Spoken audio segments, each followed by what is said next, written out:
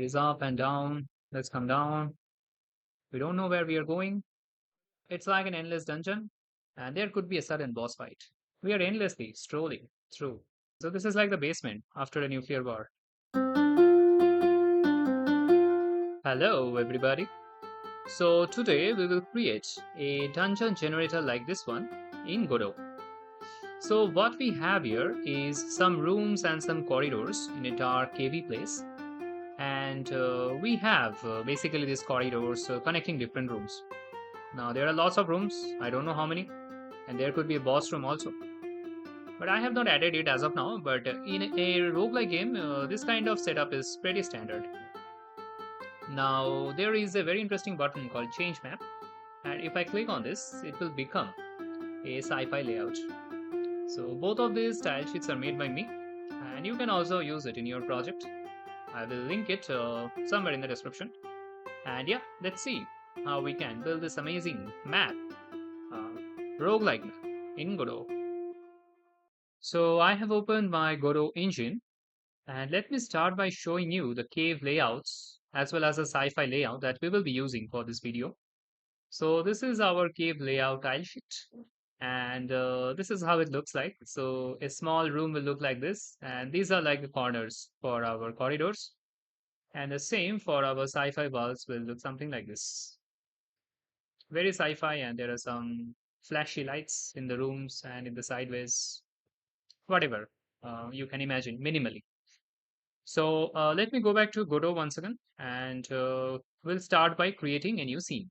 It will be a 2D scene, and let me name the scene as dungeon. Now inside, we'll import a tile map layer, pretty standard. Now in my assets, I have already imported my caves as well as my sci-fi walls. So I will click on the tile set to create a new tile set. And here I have a tile set and I will import my caves. So it will create few things automatically, and these things are wrong because the pixel we are taking is 32 cross 32, and this is the correct orientation. If I click on the tile map, we will have 14 tiles. So there are 9 tiles here and 4 more, and this for the deep cave or the cave rock, whatever. And same for the sci-fi walls also. Let me just we have to import it in the tile set. So let me import. And again, there is this problem. We'll make it 32 cross 32. And in the tile map, we will have 14 tiles. Yes. So as you can see, the first one will have a source ID of 0 with some coordinates. The second one will have a 1, and this is how we can identify. Now, next thing that we will do is we will create a canvas layer. We can do this later also, but yeah, let's do it now. And inside there will be 2 buttons. So the first button will be the randomize button, and there will be another button. This will be the button for generating for generating the new maps. So generate, not generate. This is for change map. So change map. So let me keep it here. Now for my dungeon, I have to attach a script to dynamically generate the dungeon. That is the most important part. And in my scripts folder, I will save the dungeon.gd. Now I have cleaned the function a little bit. Nothing much. I have only removed the comments because it looks more clean, and this is how I like it. So we have to start by defining few constants and variables. So firstly, we have to define the width and the height. So this is basically how many tiles do we want in our width and height. Later we can increase, of course, but let's start with 40/40. Now we are creating lots of rooms, so we have to give a minimum room size. Let's give it a 6. So 6 tiles, and also a max room size. For now, let's give it a 8. Later we will increase, of course. We have to also keep a count of our rooms. So let's give 4 rooms for now. Uh, Later we will see. And let's also give a corridor width of 2, making it less than 2 may cause some issues. So let's give it at 2. We can increase, of course, for broader corridors, but I think 2 is fine. Now after this, we have to define our tiles. So we'll define the tile floor. So this is basically one vector value, and we will get it from our tile sheet. So if I go to my tile map layer and tile set in the tile map, if you see, uh, everything has a source and a coordinate value. So the tile floor is basically this one. For our sci-fi also, this is one. So these both of these maps are identical. Only this one is a cave and the other one is a sci-fi. And we will take the rock, the deep rock, or the rock for the sci-fi. This is the wall. But yeah, we will call it rock. So what we will do is, so we have taken the values. So for the floor, this is 1 1, and for the tile cave, this will be a vector 2i of 3 comma 0. Now there is also one more thing, and that is the source ID. So the first one is the rock. I mean the cave. The second one is the sci-fi layout. So the first one has a source ID of 1. The second one is 2. So by default we'll take it as 1. But whenever we are clicking on the button 2, that is basically our change map, we will change it.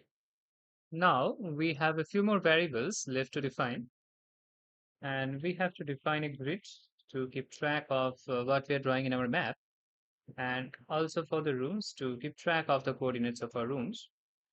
And we will also need to get our tile map layer. So we'll create a variable called tile map layer, and let's take the tile map layer node. Now, when we are starting our game, the ready function will be called, and here we will call few functions. First of all, we'll call randomize. This is a standard function, no need to define. And then we will initialize our grid, and then we'll generate our dungeon. Then we have to draw our dungeon, and lastly we have to spawn our player. Now we have to write all of these functions, of course. So let's start with our initialize grid. So what we will do here is basically mm, assign the value of 1 to every cell of the grid. We have created lots of random maps. So we already have an idea, I believe, what we are doing here. So we'll look through our width and height. So for x in range width, we'll create an empty row. Then for y in range of height, in the row, I will append the value of 1. And finally, in our grid, I will append all my rows, basically the row. And what this will do is it will basically create a 2D array with all the values as 1. Now, after that, we have to generate our dungeon. What we have to do here basically is create the coordinates of our rooms. Now we have a maximum of 4 rooms, so I will look through. So for I in range, max rooms, and we have a rooms variable, and here we will keep all of our rooms. So we'll have a room, and we have to generate a room, and we'll store it in the room. Now this generate room is another function that we need to define now. So generate room, and in my generate room, I will have a room width. So the room width should be randomly taken. So the minimum is 6, the maximum is 8. So it can be 6, 7, or 8. And this can be written as, so we'll create a random integer, and how to get a 6, 7, or an 8 value. So first things first, we have to modulus it, and we have to add the minimum value. So we have to modulus it by the max room size minus the min room size. So this becomes 8 minus 6 as 2. This minus this plus 1. So it becomes 3. So the rand I value modulus this will be a value in between 0, 1, and 2. Now we have to add the min room size. hence the value will become either 6, 7 or 8. So practically this is what is happening over here. Now same for the room height, but since we have all square rooms, what we can simply do is for the room height, we will assign the room width value, that's all. Now after that, we will have the x and y coordinates of our room, basically from where the room is starting. And how we can get this is, again, we'll create a random integer and we will modulus it by width minus room width. And same goes for the y. So where y, this will be rand I, and we'll modulus it by height minus my room height. So what are we doing here?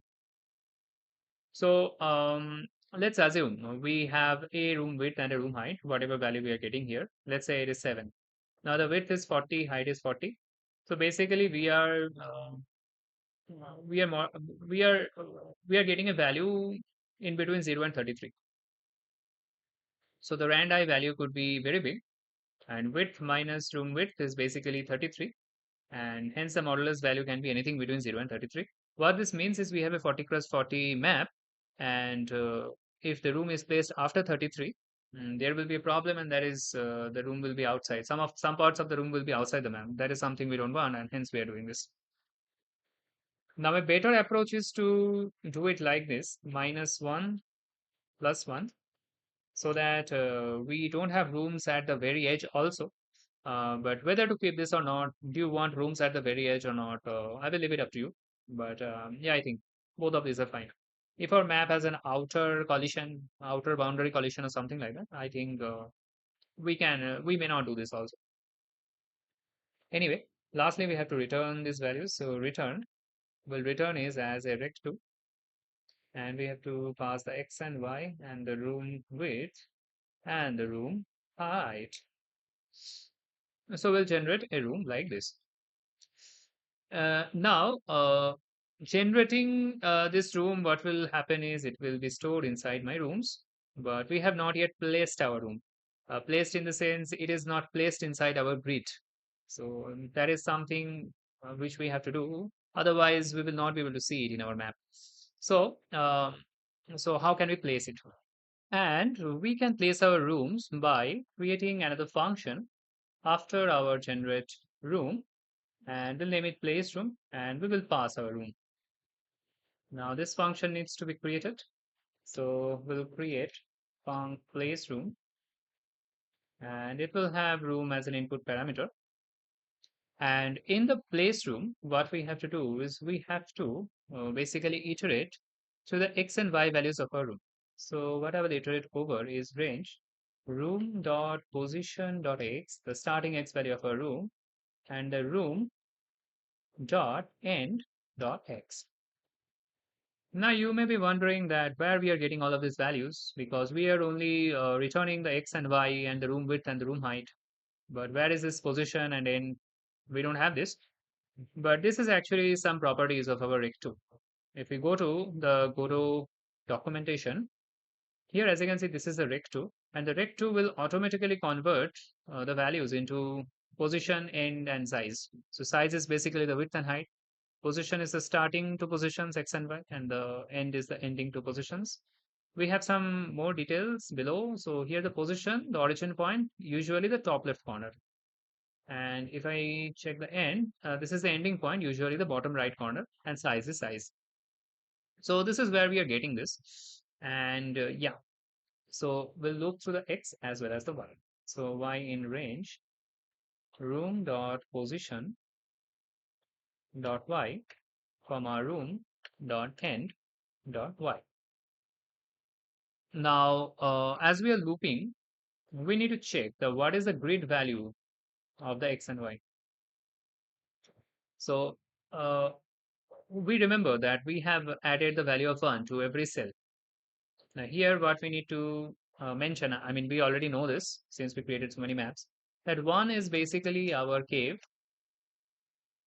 and 0 is basically our floor. So right now the whole map is a cave, and we need to specify some floors for our rooms. I mean, we already know this. We have created many maps.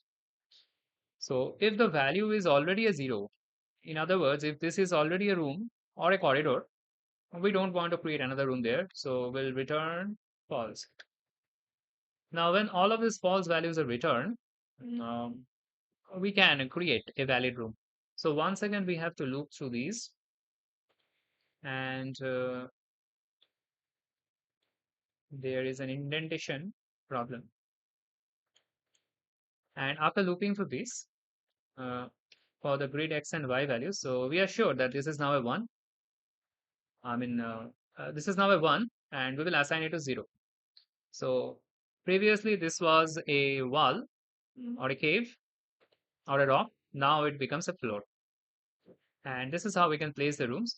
So what we have to really do in our place room is we have to basically check if the rooms, not the rooms, if the place room, if this value is false, we shouldn't be placing the rooms. So if this value is true, in that case, what we have to do is in our rooms we will add another room. So rooms dot append, and we will add a room. So here what we were doing is we were only creating a room, and now we are checking if the room can be placed appropriately, and then we are adding our room in our rooms. And this is how we can get the room coordinates. So now if I, apart from the draw dungeon and the spawn player, if I simply comment out these two lines, and if I log my grid, basically print, we will have some room coordinates. In other words, with many ones, we will have lots of zeros. So let's see, we have some zeros or no. So yeah, as you can see, there are some zeros we can see, and this may look diagonal shape, but actually these are squares. So once we draw our dungeon, this will be very clear. So now let's draw our dungeon, and lastly we will spawn out there. We'll see that later. So how can we draw the dungeon? So let's create another function, draw dungeon. And here, first things first, we have a tile map layer that we have defined above our tile map node, and we will clear any tiles if there is any. Right now there is none, but it is a good practice to clear the tile map there. Now then, uh, for x in range width, basically we'll loop through the whole map, and y in range height. There is some error coming. I'm not sure. I think it is. It is. It is. It is. It is. Oh, there is no func written here. That's why. Yeah. Now it's gone. So we are looping through everything. Now we will check if the grid x and a y value, if this is 0, then we'll do a set cell, uh, not a set cell, tile map layer dot set cell, tile map layer dot set cell, and we can set our cell here. So this will be our floor, and else the grid x and y will be 1. We are not taking any other values. It will be another set cell. So this will be for our raw set cell. So now how we can place this? So so the first argument is our vector 2i of our x and y. So where we are placing in the map. Then we have the source ID. So initially I'll give the source ID, which is 1. So what is the source ID? To remind you once again, this is the basically which tile sheet we are taking. And the last one is which one, like which tile. And we have already defined the tiles. One is the floor and the one is the cave. So here we'll give the source ID, and then if it is 0, we'll give the tile floor. And for the second one, once again, this will be vector 2i of x comma y, source ID, and tile cave. Now if I run, we will have a map and some, as you can see, we have some sci-fi floors. So the source ID should actually be 0. The first one is 0. It's not math, it's computer science. So everything starts from 0. But yeah, anyway, we are getting something. That is inside a rock, there are some floors, or inside lots of walls, there are some sci-fi rooms. So half of our work is done now. So we are creating the rooms. Now what we have to do is we have to create the corridors. Now, before connecting our rooms, we have to decide something, and that is which rooms should be connected. Now, there are many ways we can do this. So I will show you a few approaches. So for example, here we can do something like this.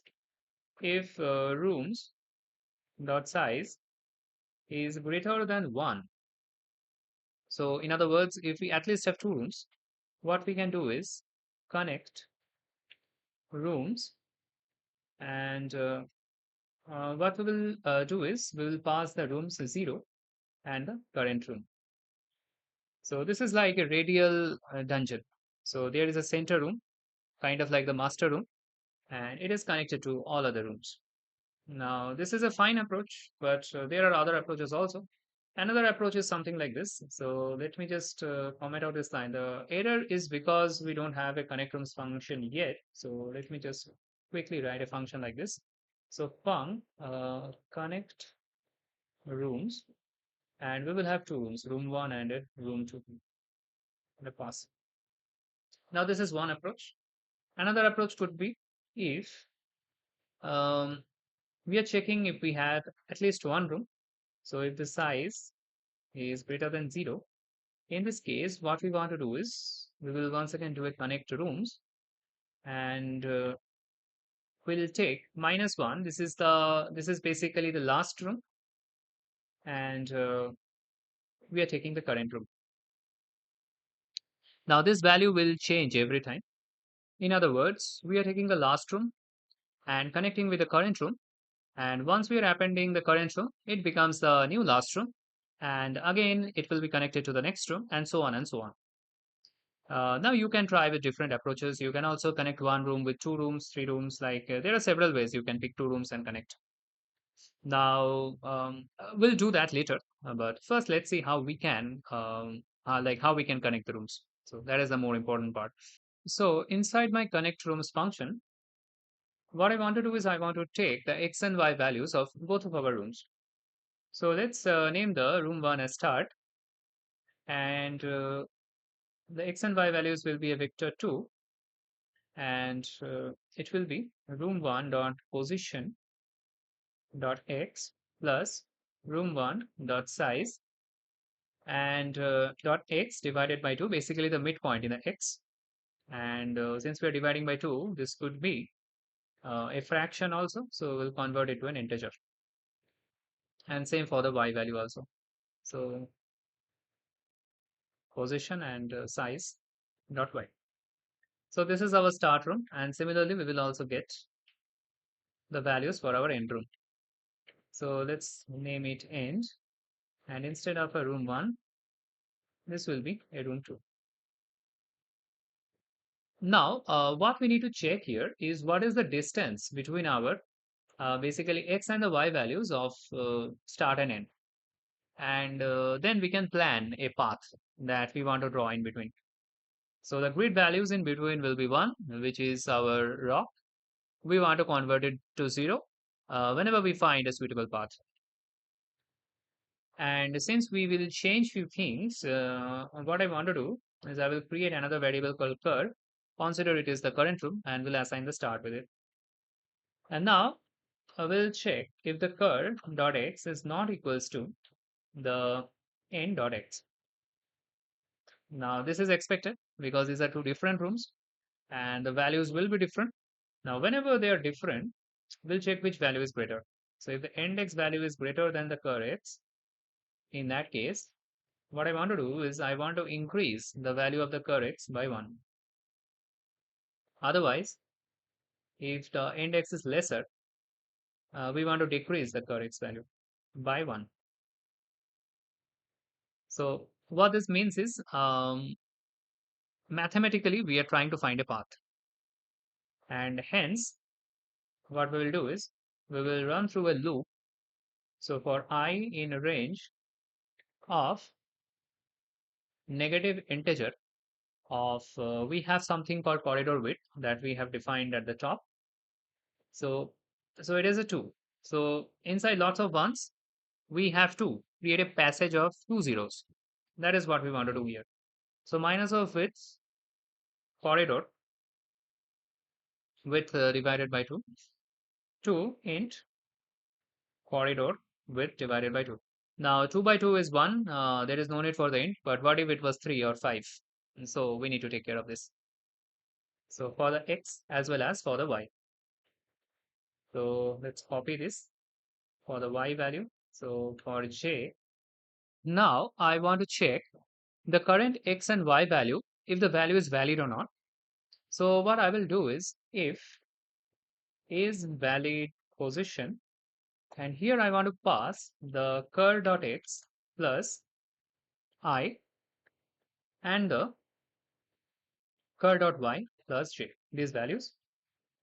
Now if this is a true, then for these coordinates in the grid, that is cur.x plus I and the cur.y plus j, I will assign the value to be 0. In other words, it becomes a floor from a rock or a cave or a wall, whatever. Now, there is an error in this line, of course, because we don't have a function called isValidPosition. So we have to write another function. It is feeling kind of like a maze. Anyway, we are building a maze. There is one function inside another function, inside another, inside another. So what is this isValidPosition function? This is a very simple function. This basically checks whether these two values are like within bounds or not. For example, this is not outside the map or anything. That's all.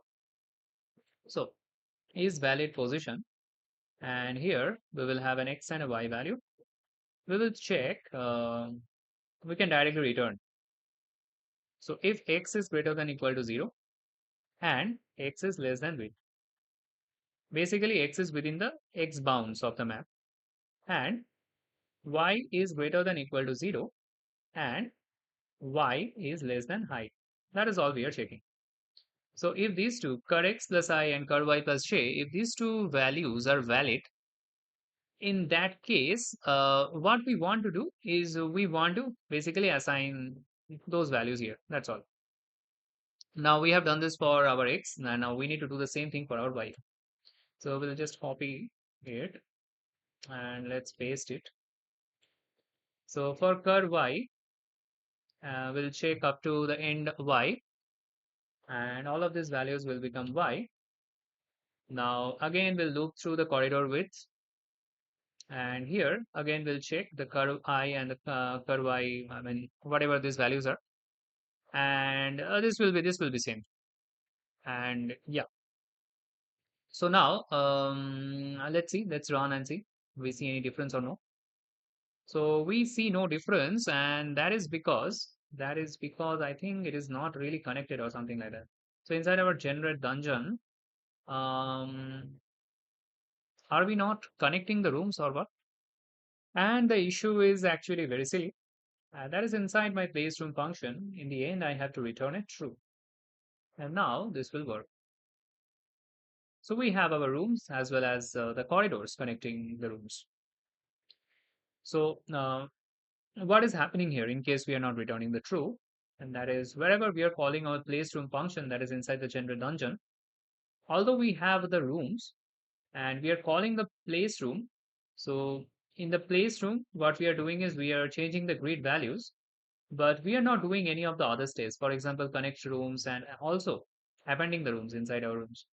So since the grid values are changing, uh, we are actually drawing the floors inside my draw dungeon, but we cannot draw the corridors because we are changing the corridor grid values inside my connect rooms, which is never calling. Now, anyway, since that issue is resolved, we have a like very simple dungeon layout without the 12 tiles, 12 very important and highly detailed tiles, and that we have to use now. But before that, let's also create the functionalities for the randomize and the change map button. So doing this is very simple. We have these two buttons. We'll go to node and we'll add two signals for pressed. So one for the first button and then for the second button. And what we want to do here is this: whenever we are pressing the button 2, we will change the source ID to 1. And that's not all. We have to then draw the dungeon once again. And whenever we are pressing the first button, what we have to do is we have to do all of these things. So let me copy everything once again. And yeah, we have to do everything basically. And now if I run once again, let's see, we see some difference or no. So change map. Okay. We cannot directly assign to 1. What we have to do is this: if the source ID is 1, then change the source ID to 0. Otherwise, uh, we have to do an elif here because there could be more maps also. Source ID, if this is 0, then we'll make the source ID to be a 1. Now, in case we have more, what we can do is simply add 1 until we reach the end, and then we can assign it to 0 once again, something like that. But since we have 2, this is fine. So now we can change the layout like this. And if I click on randomize, new maps will be generating. Now we are not spawning the player as of now. We'll then see like how our player also spawns in the map. Yeah. So now let's do the more important thing, and that is let's use our other remaining tiles, that is most of our tiles. So now doing these tiles, what we have to do is we have to first of all define all of these tiles, and that is a lot of work. So what I will do is I will simply copy paste. Yeah, I'm a bit lazy. So this is what we will do. Now let's compare the values to get a better idea. So what we are doing is this here. So for example, this is the north, and north is 1 0. So this is basically this one. And accordingly, we have kept everything. And there are 4 corners. So this is the 0 0 northwest. And there are also 4 corridor corners that will be required for drawing the corridor.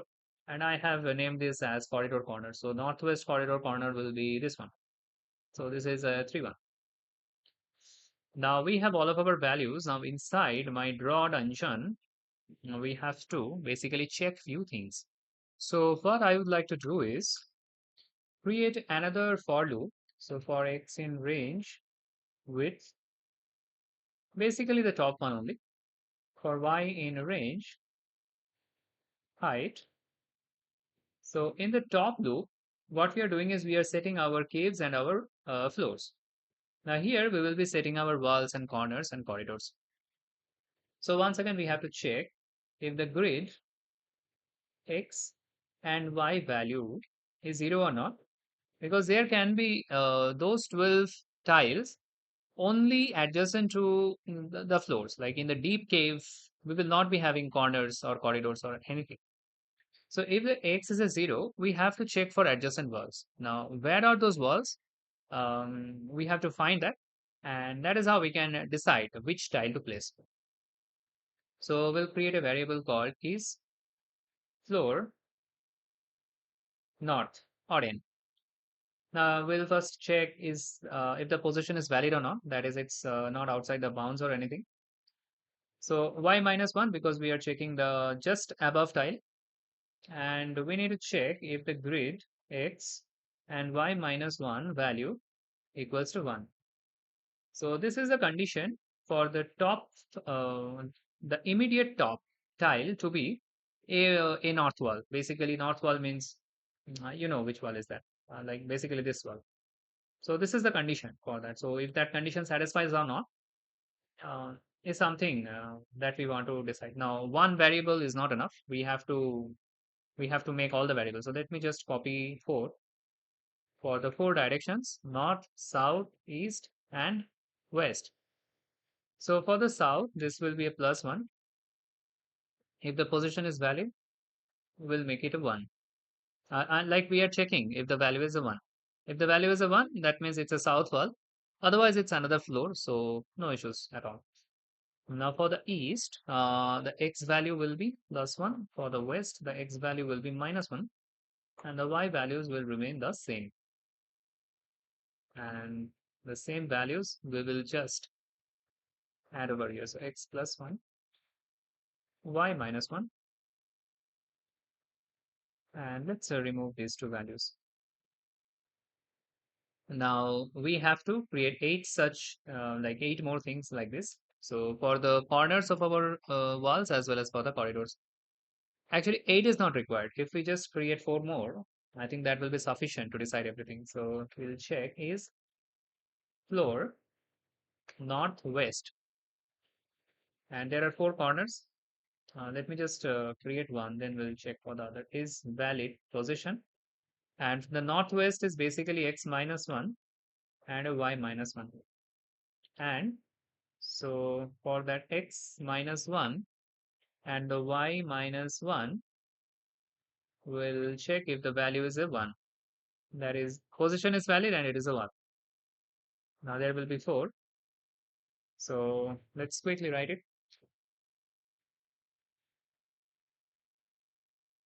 Southeast.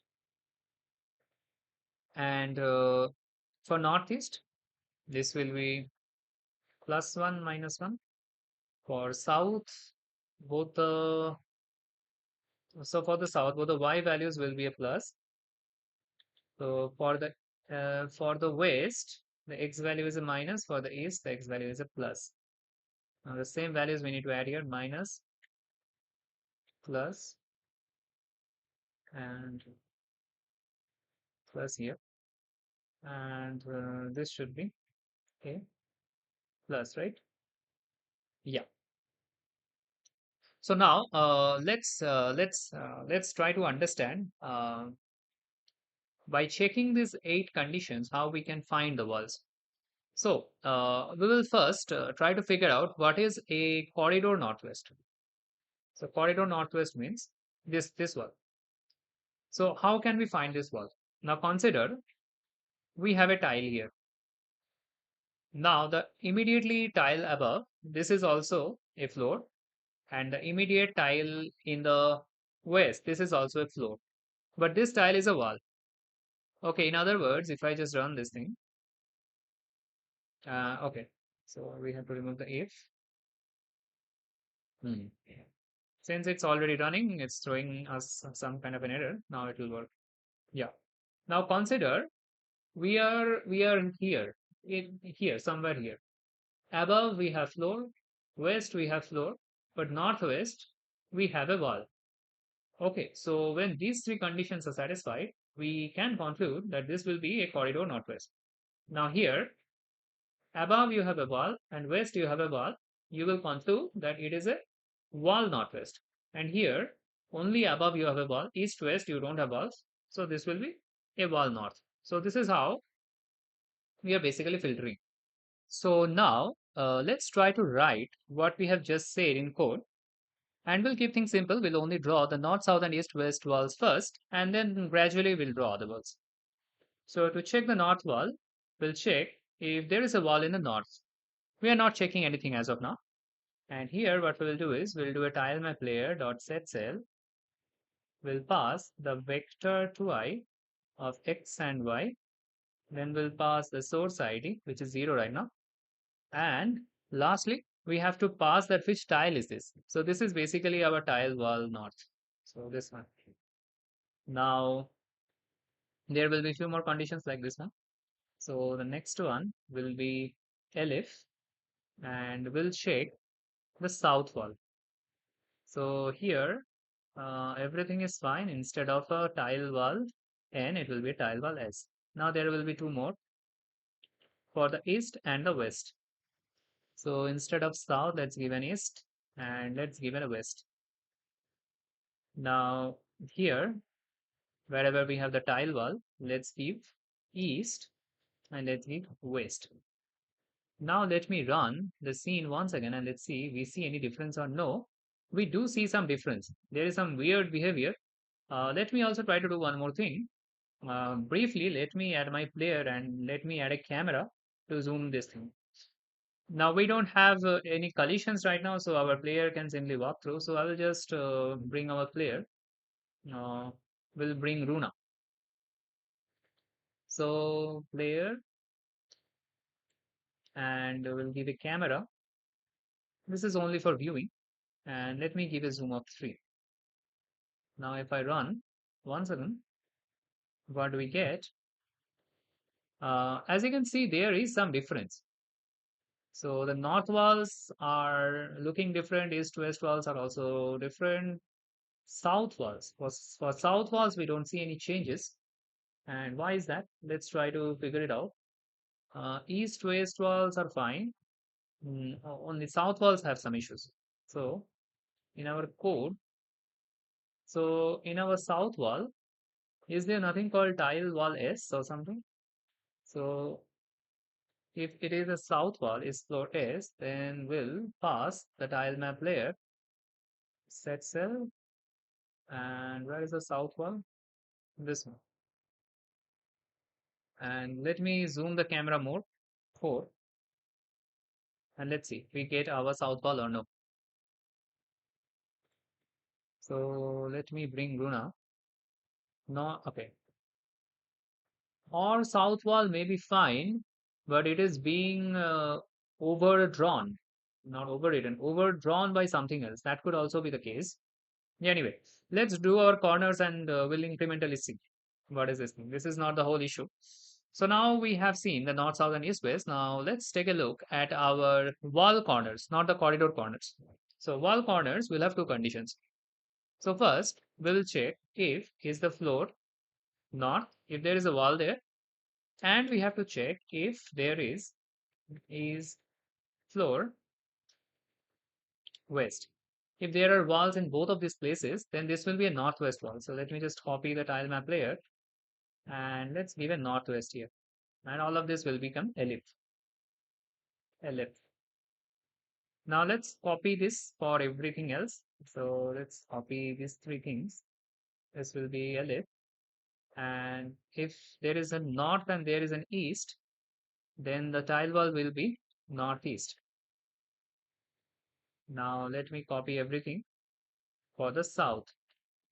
So if the floor is south and it is south, then the wall will be southwest and southeast. And accordingly, this will be ellipse. There seems to be some error coming. So tile wall northwest is not declared in the current scope. So tile wall northwest is not present is what the program is complaining. Okay, it should not be tile wall, it should be tile corner. That is why. So this should be cornered. Now it should be fine. I'm still wondering what happened to the south wall, but yeah, anyway, let's see now. So now, if I bring Runa to our dungeons, south still has some issue, and the corners are relatively better, but it's still not what we want. So some of the west walls are also gone, and yeah, so here there is some issue, I think so. And it is again a very silly issue, and that is in our tile map layer, if I go to inspector, I can see that the tile size is set to 16x16, whereas in our tile set it is 32x32. So we have to change it here. And now we have a correct orientation. Last time, what we were seeing is these small orange rectangles are basically the 16 cross 16. And this is what we were picking. So, so all the tiles had some issues because of that. But now we expect everything will work perfectly fine. So let's run our game once again. And we have Runa at the top corner. And as we can see, east walls, west walls, north walls, south walls, all walls are good. Only the corridor walls, like corridor corners, are not good because we have not yet added. And the wall corners are also fine. So only one thing is remaining, and that is our corridor corner. And I think these things will also work fine. So we can change the map and also randomize. And yeah, we have to add our collisions also. So let me add the corridor corners first, and then we'll add the remaining minor things. Now we remember we need to check three things to decide if we have a corridor corner or not.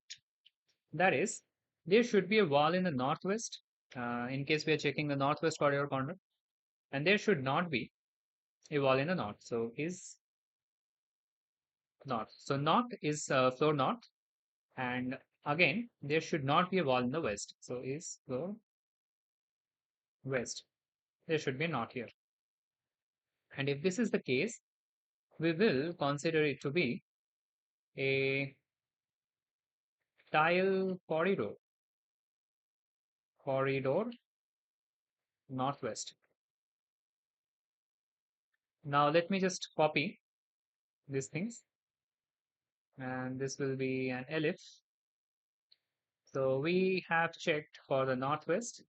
Now let's check for the northeast. North should not be a wall and east should not be a wall, and hence it will be corridor northeast. Now let me copy it for our southwest and the southeast. So two more.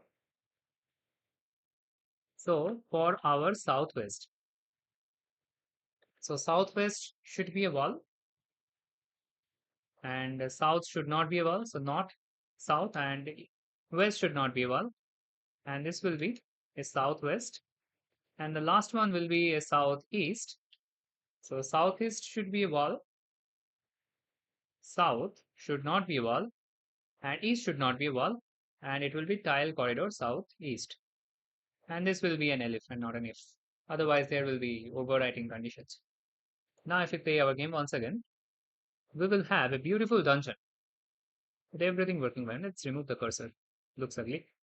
And yes, we have corridor corners and wall corners, and everything is perfectly fine. I think there is a little bit of a pixel issue. I think that is because I'm not a good pixel artist. I am more of a programmer. So I think I have made some mistakes here. But yeah, these are some minor things, and you can use other assets, or these are some adjustments even you can do. I believe so.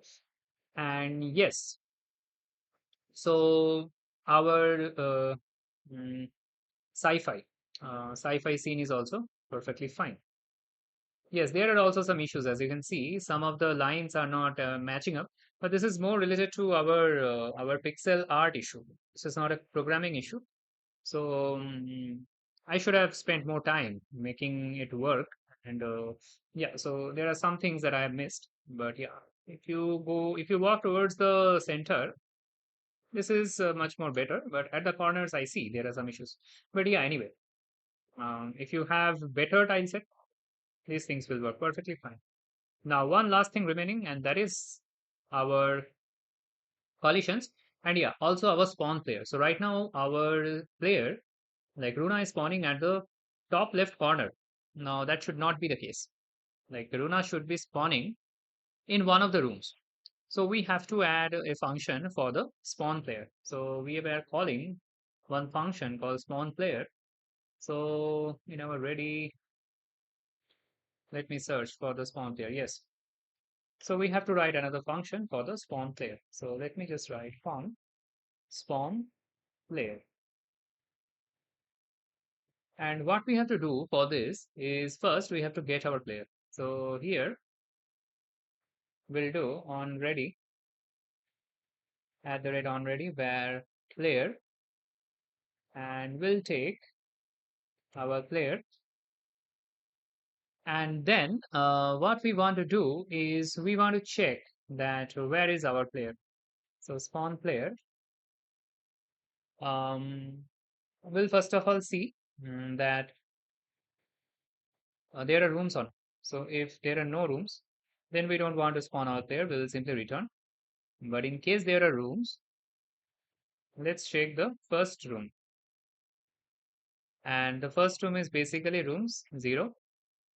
Now we'll spawn our player at the center of the first room. Center apart. Let me write it like this. And this will be a vector 2 value. And we know how to find this. So first room dot position dot x plus first room dot size dot x divided by 2. So this is our x value, and the same for the y value also. We can convert it to an integer also, but may not be required, whatever your wish. But let me just do it. Copy, and let me remove this one.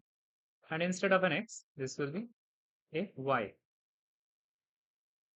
Now we'll set the player dot position to my tile map layer dot map to local, and vector 2i will pass the center and will also do a floor. And there is some sort of an error coming, and that is center is not defined because this is not center. This is center first room. Far. Now, if I run the game once again, our player is spawning somewhere in a room. And if I click on randomize, there is an issue. Our player will be stuck in a wall. Right now, there is no collision, but if there was, she will be stuck in a wall, unable to escape. Unless we repeatedly click on random and she spawns in a room. But that can be resolved by simply undoing the spawn player on the button pressed. So now, if I do a randomize, okay. So not only doing the spawn player is not enough. What we have to do is we also have to redeclare our rooms to be an empty array because the rooms value of the old rooms are still there and it is affecting the position where our player is spawning because the first room will still be the same. So we were creating our rooms to be empty and I have once again reinitialized it. So now if I run the game once again, it will be perfectly fine. I'm doing a randomize and every time our player will be spawning in one of the dungeon rooms and we can walk through walls also. Now let's quickly resolve this by going to our tile map layer tile set, and here we have to add physics.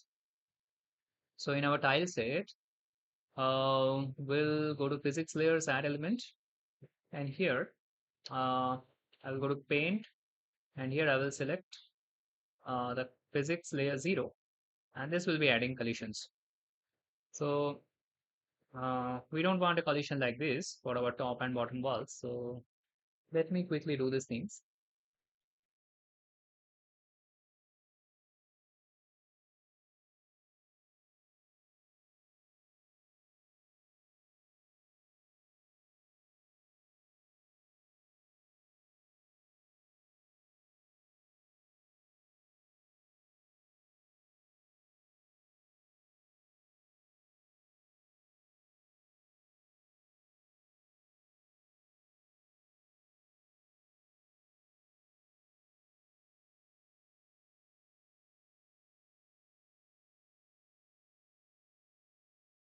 Now that our collisions are all set, let me run the game once again. And what do we have? We have good collisions and we can walk to any location in our dungeon. So one room here, and so this looks like a very small dungeon. And let me also do a change map. We can walk through a sci-fi dungeon. So what we can do is we can increase the size of the map now. Now that everything is set, we are not restricted to using a small map. So here what I will do is I will use 100 cross 100 tiles. Minimum room size, let's make it 6 is fine, I think. Maximum, let's make it 10. And let's give 10 rooms. Corridor width, let's keep it 2. And now we will have a very big and endless dungeon. So we can come here. We are coming down. And there are many directions. Let's go here. It is up and down. Let's come down. We don't know where we are going. But yeah, it's like an endless dungeon. And there could be a sudden boss fight. Let's go to sci-fi. And let's see how it looks like. We are endlessly strolling through some future post-apocalyptic era. And let me do a change randomize. We are once again spawned in a new location. And so this is like the basement after a nuclear war. And we could be searching for some secret old information. So yeah, that's it for this video, folks. We have created our dungeon. So if you have learned something new in this video, make sure to like, share and subscribe the channel. It helps me grow the channel fast. And if you want to talk with me regarding game dev, AI devs, web devs, or anything for that matter, I will link my Discord server in the description below. Make sure to join there also. And I will see you soon with another very interesting video. So see ya.